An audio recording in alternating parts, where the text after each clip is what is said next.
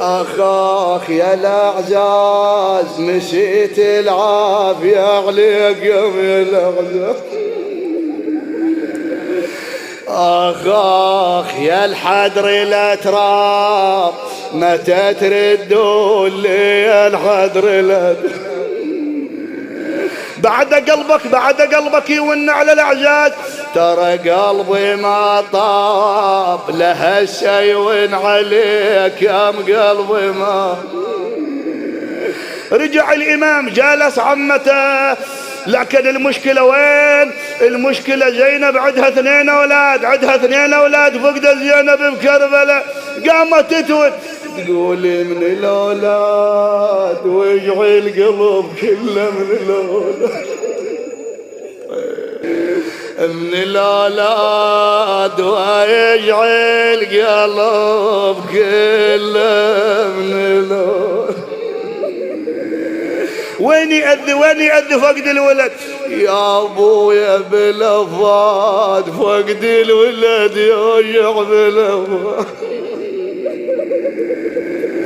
الإمام زين العابدين قال عم زينب زدتيني كربا فوق كربي، ما يقبلي إيش ما ودي القلب ما يقبلي.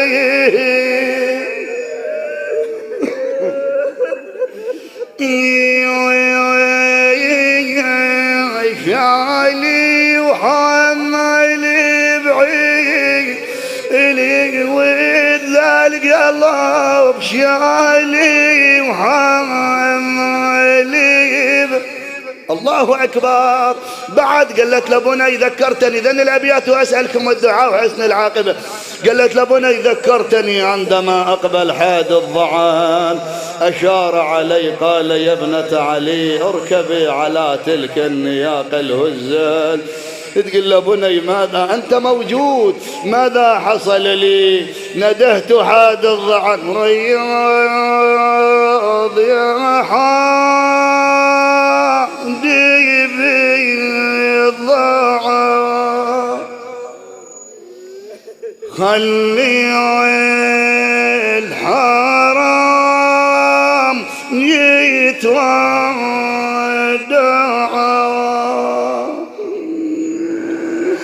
دول اخوتي الراحة جات وامشي ذاتي دري العائلة، لما ينسمع حيدي ويضاع، ثارت حجاجي وضاق ضورا. دارت وجه زينب للعباس تقول له بشاربك هاي شيلتي يا ابو فاضل.